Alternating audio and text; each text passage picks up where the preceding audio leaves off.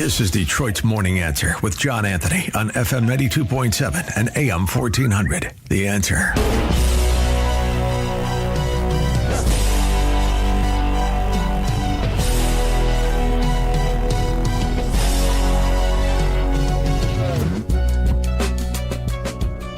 Heartbreaking new information in a shooting that took the life of a Detroit mother. We've gone from like a high prosperity state to a low prosperity state. Michigan's 4th and 8th grade students continue to fall behind. How did we ever get here?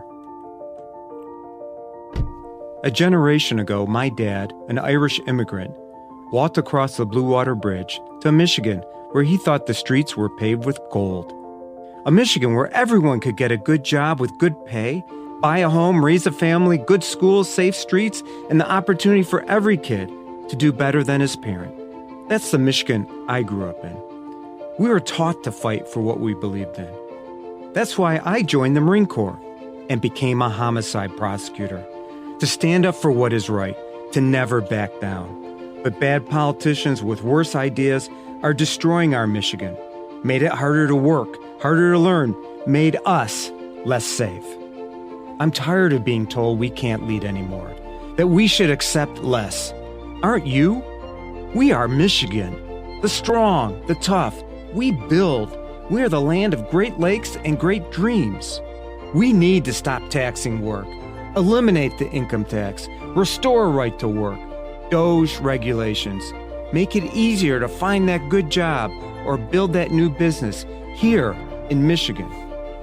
We need to start teaching our kids the ABCs instead of DEI. Let's grade our schools so every kid can read and write. Give parents the right to choose the best school for their kids. I've protected people my entire life, fought and beat the worst of the worst. So I say, let's not stand by and let radical politicians or woke bureaucrats undermine us any longer. I'm Mike Cox, and I'm running to be your governor. Together we can make Michigan great again. Wow, really good ad. Joining me today is a man who spent his career fighting for Michigan families, Mike Cox. In 2002, he became the first Republican Attorney General in 50 years, defying the odds to win one of the closest statewide races in history. He ran his office leaner and tougher than ever, cutting bureaucracy, defending constitutional rights, and fighting for homeowners and victims alike. After leaving office, he took that same reformist mindset into private practice. And now he's back. He wants to become the next governor of the great state of Michigan. Mike Scott, welcome back to Detroit's Morning Answer. John Anthony, thank you. God, that sounds like a movie trailer. I'm ready to buy a ticket. All right, you can buy them. I'll send you the link where to buy them. But Mike, right. Last time we talked, it was back in the summer. I mean, what was it that drove you? What was the moment? What was the issue that pushed you to say, after leaving politics, after being the Michigan's Attorney General, to saying to yourself and to the rest of Michigan, I need to run for governor? Well, I hate to say this, but I have a bit of a servant's heart. That's how I spent my career, 21 years as a prosecutor, between being the homicide prosecutor in Detroit and running the homicide unit, and then being 8 years as Attorney General. And quite frankly, John, I did well in the private sector. And one day I was reading articles about Mississippi education and did some research on Michigan's education. And the reason I was reading about it is I was down in Mississippi visiting my granddaughters who live in Hernando, Mississippi. And there they get a better education. The kids in my neighborhood in Livonia, Michigan, the kids where I grew up in Livonia, in Redford and Detroit. And that's a moral stain upon our state. Because, 20 years ago, the fourth graders in Mississippi were 49th in the country. Jeez. Now they are 9th in fourth grade reading. Yes. And that's across every demographic group. African Americans in Mississippi are doing much, much better than African Americans in education in Michigan. And because that's the ultimate opportunity, door to opportunity, right? And so, I grew up in a carpenter's home, right? My dad was a carpenter, a union carpenter, 4 uncles and aunts in the UAW. And there's so few opportunities in Michigan anymore. We have the worst job creation record in the country. But the great thing is, and I try and touch on it, in that ad, is that we still have all the same great assets. We got 4 Great Lakes. We're on the international border. We have more engineering talent than most anywhere in the world, except for maybe, out in Northern California. But, we have all the great assets. And why can't we beat Ohio? Why can't we beat Indiana? It's just leadership, man. You know from your time in the legislature, your time as a police officer, the difference leadership makes. Build a team, have a goal, and rally around it and hold people to standards. That's what it's all about. One of the key cogs of your campaign that I truly admire is the education aspect of it, because I've said, even before I was a politician, education is the great equalizer. When you look at what these new academic standards that are rolling out, should you be governor? I mean, what would be the difference between these new standards? I mean, we had our state representative Jamie Thompson coming out about it, Representative DeBoyer pushing back against it. I don't know if you've seen these new 50-page guidelines as to what they should do. How would you approach that differently? Well, it's just simple, right? The Democrats and the progressives on the State Board of Education are like, we need to revamp sex education. It's like, come on, man. We can't get reading and writing right now. And I hate to say this, but anyone, I have 4 children and I have grandchildren. It's like, kids are learning it all off the internet and off their phone. They don't need time in school on sex education. What they do need is more reading, writing, arithmetic, right? That's the ABCs. And it's that simple. And let's stop trying to, push agendas in schools, and let's just educate our kids. Let's have standards. So what would I do, John? Day one, as governor on January 1 of 2027, I was signing to President Trump's school choice tax credit, which would allow parents the ability to get a tax credit to take their child to any school. I'd expand school choice. I would do what they did in Mississippi, how they turned it around in just 12 years. They required every teacher, and they paid them, in the summer to go learn the science of reading. And basically that is phonics. That's what it boils down to, phonics, the old style phonics. And the reason was, what happened is every teacher was operating off the same page. It was just like I was in the Marines again, right? We're all operating off the same page. And a kid was getting taught the same all across the state. And it made it easier on parents and children. And then they had standards. Like, they required that every kid be able to read by 3rd grade because, first we learn to read, and then we can read to learn everything else. I know, I did a little research on you. I know your favorite hobby is reading. Yes. And think of the worlds you found by reading, right? And how it expands your horizons and all your listeners' horizons. So those simple things have brought Mississippi back. And by the way, with much less dollars than we spend here in Michigan. We're the 5th highest in the amount of money we spend on education in Michigan, the 5th highest. And yet, if you look at 4th grade reading, we're in the bottom 5 in terms of outcome. That just tells us failed leadership, and we got to change this around if we're going to do right by our children and grandchildren. Michigan has faced population loss. There's a lot of business flight and a lot of declining public trust.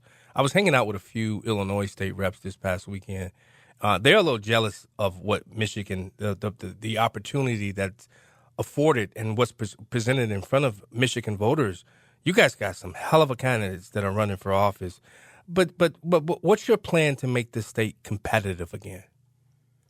Okay, a couple simple things. So if you look across the country, the states that are rocking economically, Florida, Tennessee, Texas, they have one thing in common. They don't have an income tax. And why does that matter? Well, it puts a little more coin in everyone's pocket. But think about if you're 25, 26, and you have a boyfriend or girlfriend, you're thinking about getting married or buying that first home, 2 or 3 years without that 4.25%, you got the ability to buy that first home. Yeah. Right? If you're a senior on a fixed income, your income tax isn't taxed by the state anymore. Your dollars go further.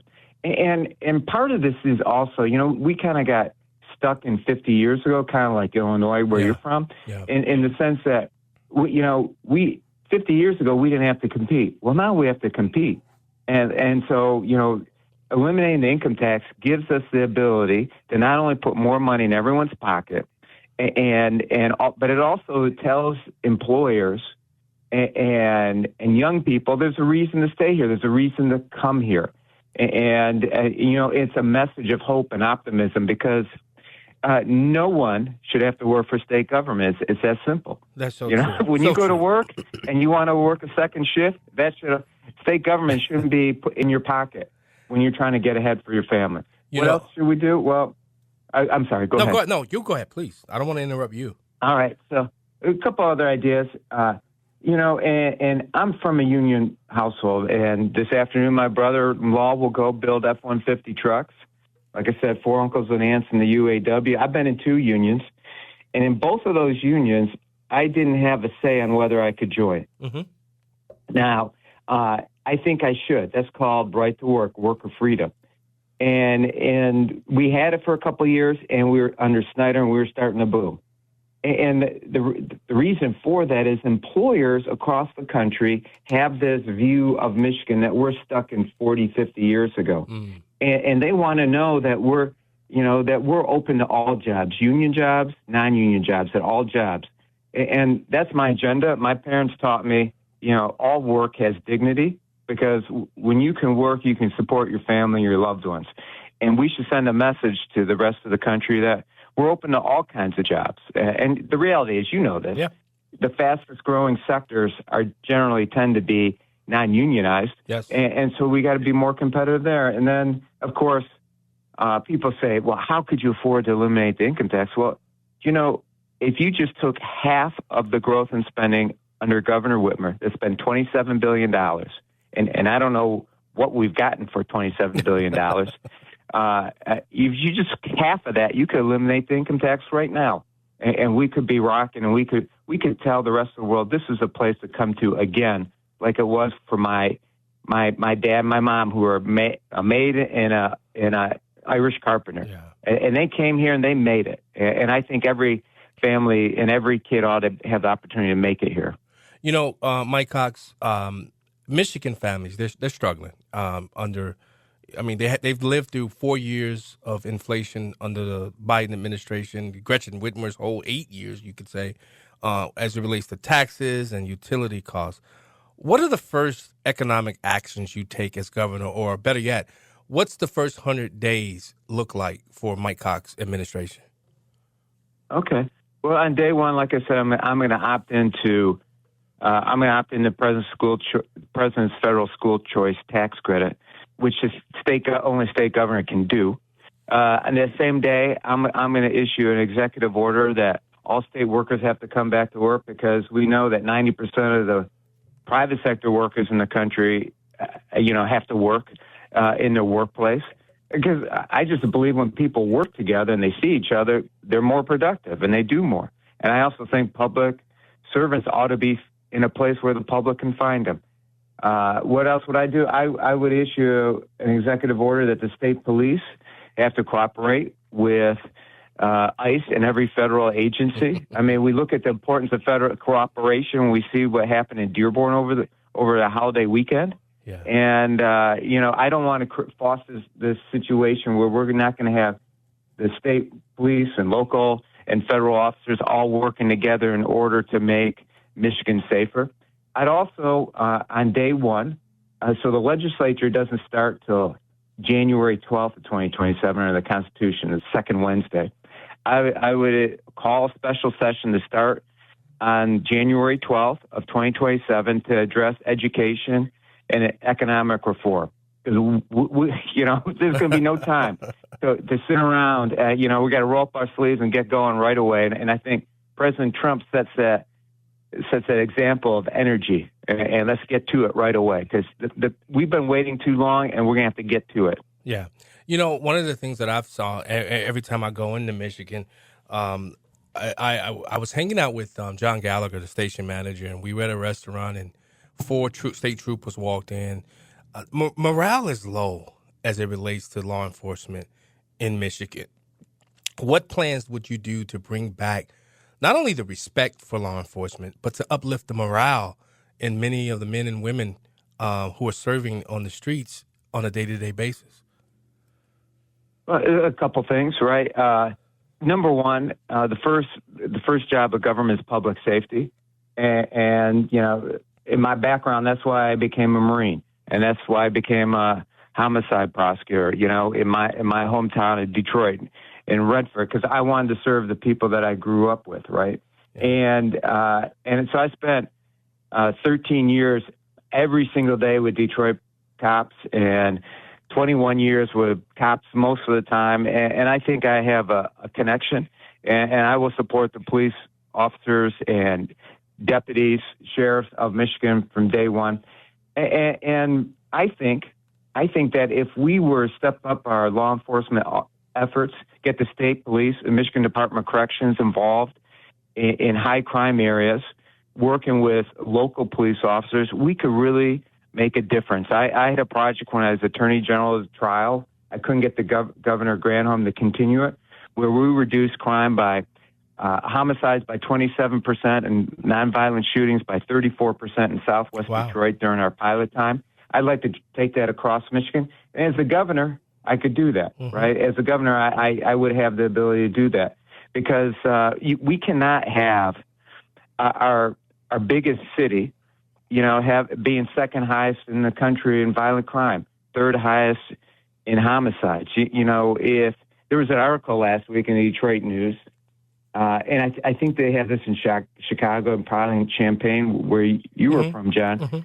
That software that shot spotter, right? Yeah. That measures even when there isn't calls, shots. Well, in the city of Detroit, there were over 54,000 rounds fired last year. Jeez. That's crazy. That is crazy, and over the current mayor's administration, more people have been killed than were killed in Afghanistan.